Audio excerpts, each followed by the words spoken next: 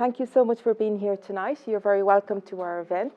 It coincides with Irish Design Week and it is supported by the Design Craft Council of Ireland. We are using traditional textile costume techniques to inspire creative responses and inform understanding of the design and creative process.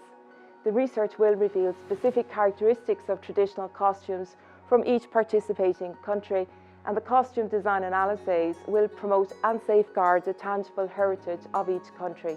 What is arising from our research is that we had traditional techniques such as embroidery and a lot of lace work. We know that the shawl and the waistcoat were commonly worn, and we have a lot of traditional fabrics. Wedding dresses and court dresses, christening robes and vestments really provide the best examples of traditional embellishments. And here today we have a lot of examples: Irish crochet, white work, Mount Mellick work, and we'll be talking about them today. The second phase of the study involves an examination of the actual techniques, and we're all looking at different things. So for example, in Finland they're doing a dye analysis of the colours used in the traditional costume. In Malta they x-rayed the garments, and that was fascinating because the actual traditional x-ray process revealed a lot of information about the construction. But we're also doing more scanning, using scanning technology to analyse the embroidery work on the fabric, and we'll be looking at the density of the stitching and the technique. We will be speaking about some designer dresses today, dresses made by couturiers around the 1950s and 60s, and they provide really good examples of traditional embellishments. And these are the ones we've actually selected for analysis. The wedding dress that you see here, so the back view is facing you. It has a wonderful example of Irish crochet here and at the collar, and white work embroidery. And what's really interesting about this is how the white work is worked over the Irish crochet piece. That's very, very interesting. We're hoping that these traditional artifacts and techniques can be an inspiration for design work and crafting. Conservation, interpretation and reimagining of traditional patterns and techniques will be possible. The embellishment techniques can be used when upcycling garments, thus supporting sustainability goals.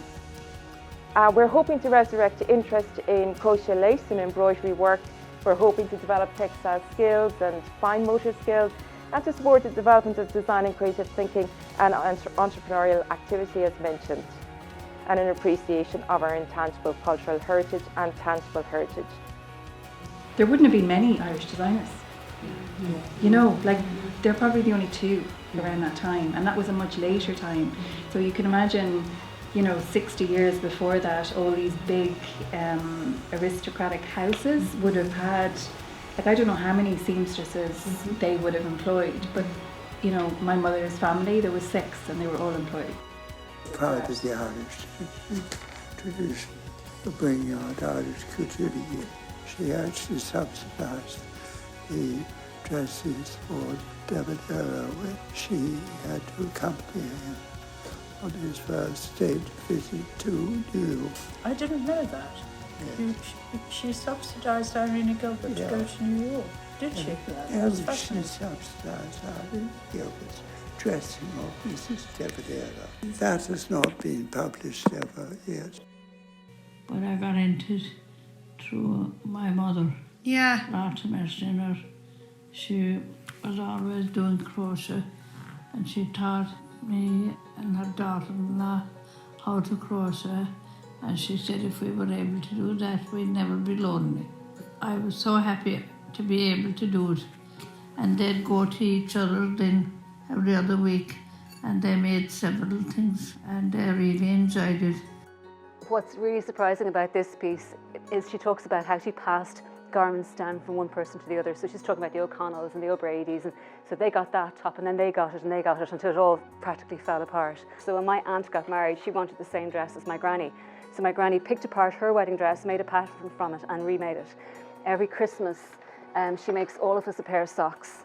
She's just like my gran, but so one year I just decided to keep one pair, because literally I literally have a basket beside where I sit in the evening, and there is literally 12 pairs of socks that I have to darn in that basket. And I wouldn't get rid of them. Like everyone has DD socks, and you always wear your DD socks when you feel like you need a little bit of a hug. My granny taught me how to make her hand-worked buttonholes, which I made in my tailored jacket for my college project, for my tailoring project in St. Catherine's.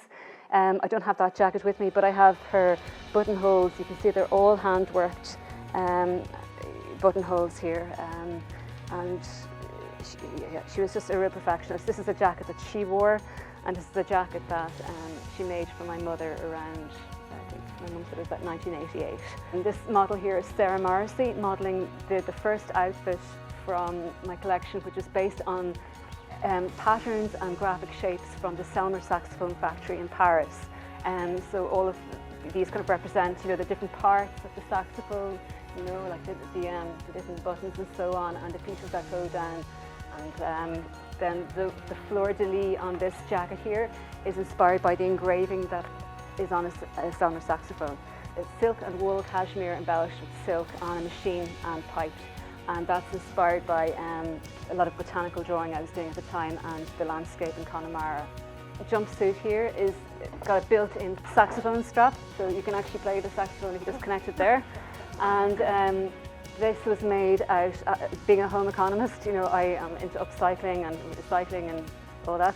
So that was made out of the leftover fabric from my wedding dress, which I've had in a box for 18 years and finally came up with a use to make the jumpsuit.